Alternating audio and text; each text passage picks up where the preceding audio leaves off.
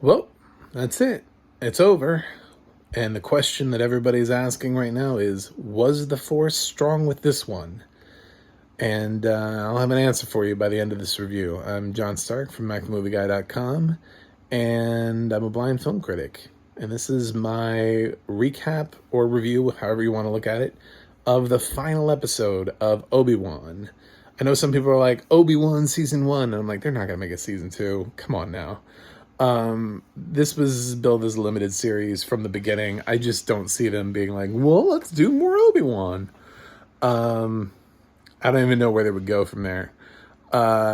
So anyway, I will there will be spoilers ahead in this review of mine. So I can't not talk about the spoilers. So what did we get? Well, we got I've been at odds with this series. I didn't really like the last episode that much.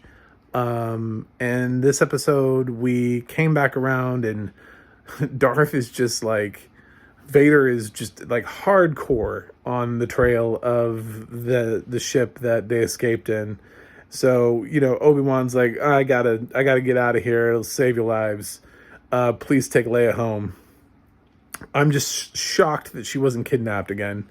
But it does actually work, and Vader follows Obi-Wan. But meanwhile, Reva McEntire, turns out she survived from episode 5, the Vader fight. He's apparently terrible at his job, and stabbed her with a lightsaber, and she's still walking around. She's still out there. So she's gunning for Luke.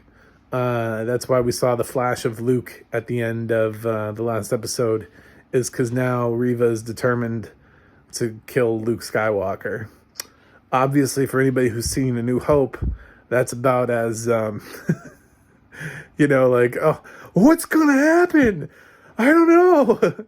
Is this character I've never heard of before? Is she gonna kill Luke Skywalker in the Obi-Wan Disney Plus miniseries? I don't know. I was so concerned for his life. I was like, man, I think this is where Luke's gonna die. He's the poor 10-year-old boy. Anyway, so in the least climactic thing to happen in the Obi-Wan series, is Reva tracking down Luke, and luckily somebody alerts Luke's aunt and uncle to that she's coming, and they try to fight her off, but she's got the Force, and or the dark side, whatever she's got at this point. I don't even know. She can still move shit with her mind, and so Luke runs, and she chases him, and we flash back to the other thing that's happening, which is this fight between Obi-Wan and Vader, and Vader just kind of beats the shit out of Obi-Wan, and puts him under like a pile of rocks, and it's like, oh no, Obi-Wan's dead. We just changed the game because, Obi-Wan's now dead and he can't be in A New Hope. And then oh, surprise, Obi-Wan's not dead. So he comes back up and he has another fight with Vader, but this time he's stronger than before. So he battles with Vader, and he fucks up his mask and his little beeping thing that's on his, I don't know, the control box thing. I don't know what you want to call it. And I think he briefly sees Anakin's fucked up face. So Hayden Christensen got more money for being in an episode, and he's all like, Anakin, are you still in there? And he's like, I killed Anakin. And he's like, oh, fine. And then Obi-Wan just kind of leaves Vader there. That was kind of their exchange. He could have, I think about that moment, I'm like, do you realize, if he had finished Vader off in that moment, how many people would still be alive? All of the people that Vader caused to die from that moment on. Why is it that the Jedi feel like they can't ever kill anybody ever, and they have to constantly just be, passive and everything? He would have saved so many lives in retrospect in that moment for just being willing to just finish him. No, he leaves Vader, and Vader just gets back on the ship, and he gets reprimanded for having like a one-track mind and following Obi Wan around the galaxy. And he's like, I don't have a thing for Obi Wan. And Palpatine makes some brief appearance and is like, have you lost your way? And Darth Vader's like, no, I've not lost my way. Master, Obi-Wan means nothing to me. And it's like, okay, dude, this whole series was you just trying to track down Obi-Wan. I'm sure he means nothing to you. Anyway, and then somehow, Obi-Wan manages to get to Reva McEntire, like, lickety split, like teleportation. He hits that hyperdrive perfectly and just jumps straight to Reva and Luke, and then goes over and tries to rescue Luke, but oh no, did Reva kill Luke?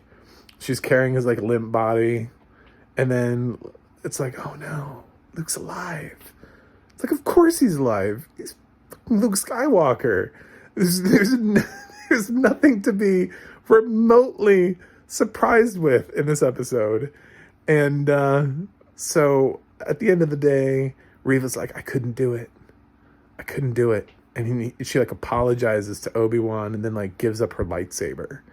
And I know people people on the interwebs are already upset about that because we've already set a precedent for what happens when a Jedi that went to the dark side gives up the dark side. They kind of die and they go to Jedi heaven, which is what happened to Vader and Kylo Ren. But it doesn't happen to Reva. She just gets to go about her days. So maybe we'll get a Reva show, which would really piss all those racists off that were trolling her on the internet, would be for her to get her own show. It's really the only thing I could see happening coming out of Obi-Wan is a show around Reva. God, I hope they don't give child Leia a thing of her own.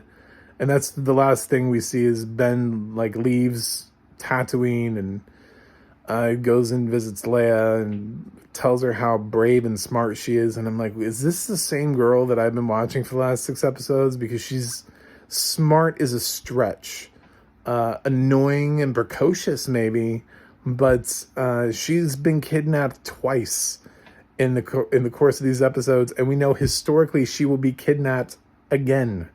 She like Princess Leia is really good at getting kidnapped, and returns her droid and goes off to live his life with, surprise, the ghost of Qui-Gon. It was a silly ending to a show that was very uneven, had its great moments, and it had some moments that were not great. And this following Boba Fett kind of makes me wonder, can Jon Favreau just produce everything like he produces The Mandalorian from now on? Can we just give one guy control over everything? Because I don't know what's happening otherwise, but Boba Fett and Obi-Wan were uneven and not consistent in tone. They were repetitive. Obi-Wan was very repetitive. It doesn't even necessarily make sense within the context of the universe. Just choices that were being made. I don't know. It was a very weird episode for me. Some of it was cool, some of it was not. I've liked Reva as a character this whole time. I will forever call her Reva McEntire. That is my name for her. I don't know if she has a last name. I don't even care what it is. If she gets one later on, her name's still going to be Reva McEntire. I would love to have her own series. I find her interesting. I want to know what it's like when somebody doesn't go into Jedi heaven and have their face in the sky and turn into a pile of nothing. What happens to someone when they've walked away from the dark side? Where does she go from there? I feel like that could be an interesting story. But there was too much pressure on this Obi-Wan series, and it just, now it just doesn't even make sense. Luke clearly has met Obi Wan, but he acts like he has no idea who Obi Wan is when they meet in A New Hope. So does somebody come by and give him like one of those Men in Black things where he's like, boop? You know, did Obi Wan, you have never seen me before. Jedi mind wind him. I don't know, but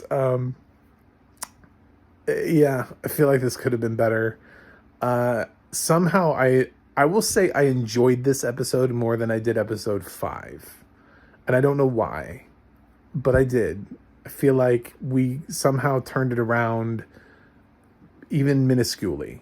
So I'm going to say I'm going to give this a final grade of Obi-Wan episode 6 of B+.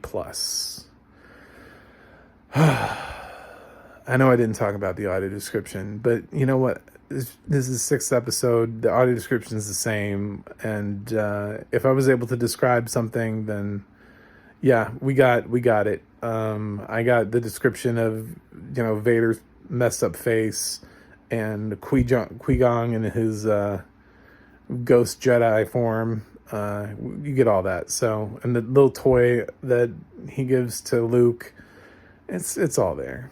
So it was a good audio description. Let me know what you think in the comments. Like and subscribe. MacTheMovieGuy.com, the Audio Description Project, and the adna.org. Now I just have Miss Marvel on Wednesdays. So until the next Star Wars show drops in August, just a few months away from now, we're getting another Star Wars show. Anyway, until next time, may the Force be with you.